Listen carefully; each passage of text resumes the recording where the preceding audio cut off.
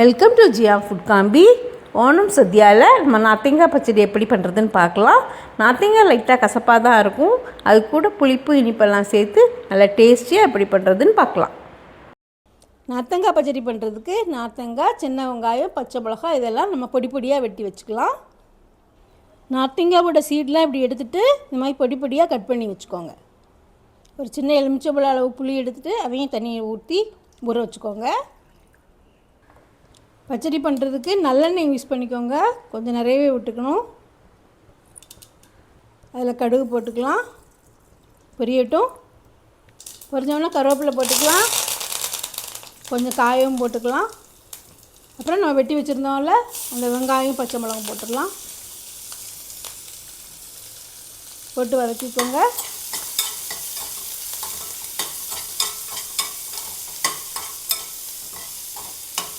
வெங்காயம் வதங்கிடுச்சு. இப்போ நம்ம வெட்டி வச்சுருந்தோம்ல இந்த நார்த்தங்காய் போட்டுடலாம். இதையும் நல்லா ஒரு 2-3 நிமிஷம் நல்லா வதங்கட்டும்.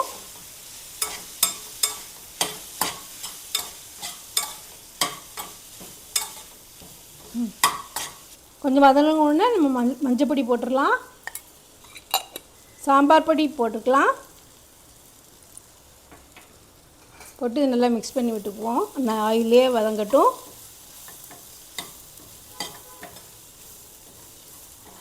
கொஞ்சம் இந்த பச்சை ஸ்மெல் போகிறது வரைக்கும் கொஞ்சம் வதக்குவோம். இந்த பொடியெல்லாம் வதங்கினோடனே கொஞ்சம் தேவையான உப்பு, அப்புறம் புளியும் கரைச்சி வச்சுருக்கோம், அதையும் விட்டுடலாம்.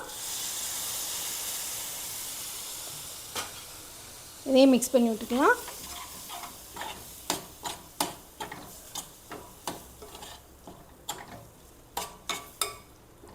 நார்த்தங்காய் கொஞ்சம் கசப்பு இருக்கும், அது தெரியாமல் இருக்கிறதுக்கு நம்ம வெல்லம் கொஞ்சம் போட்டுக்கலாம். போட்டு இந்த இது வேகிறதுக்கு தேவையான அளவு தண்ணி விட்டுக்கோங்க. இப்படியே கூட வேக வச்சுக்கலாம், ஆனால் குக்கரில் போட்டிங்கன்னா 2-3 விசில் வச்சுட்டா குயிக்காக வேலை முடிஞ்சிடும். குக்கரில் நான் மாற்றிக்கிறேன், அப்படின்னா நல்லா மசிஞ்சு நல்லா டேஸ்ட் வரும். இந்த டைமில் உப்பு புளியெல்லாம் கரெக்டாக இருக்கான்னு பார்த்துக்கோங்க. அதுக்கப்புறம் மூடிட்டு ஒரு 3 விசில் வைங்க. அதுக்கப்புறம் கொஞ்சம் 5 நிமிஷம் சிம்மில் வச்சுட்டு இறக்கிக்கோங்க. குக்கர் ஓப்பன் பண்ணிவிட்டேன், ரெடி ஆயிடுச்சு. உங்களுக்கு தண்ணி எதுவும் அதிகம் இருந்துச்சுன்னா கொஞ்சம் நல்லா கொதிக்க வச்சுக்கோங்க. ஆறினோடனே நல்ல ஈரம் இல்லாத ஒரு பாத்திரத்தில் அடித்து ஃப்ரிட்ஜில் வச்சுருந்தீங்கன்னா 1 வீக் வரை கெட்டு போகாமல் இருக்கும். தயிர் சாதத்து கூட நல்லா டேஸ்ட்டாக இருக்கும். நார்த்தங்காய் பச்சடி ரெடி ஆயிடுச்சு. நீங்களும் வீட்டில் செஞ்சு பார்த்துட்டு எப்படி இருக்குன்னு கமெண்ட் பண்ணுங்கள். சேனலை சப்ஸ்கிரைப் பண்ணி சப்போர்ட் பண்ணுங்கள். பெல் ஐக்கானை ப்ரெஸ் பண்ணுங்கள், அப்போ தான் நோட்டிஃபிகேஷன் வந்து சேரும். ஓகே, தேங்க்யூ, பாய். நெக்ஸ்ட் வீடியோவில் வேறு ரெசிபி பார்க்கலாம். Please like, share and subscribe.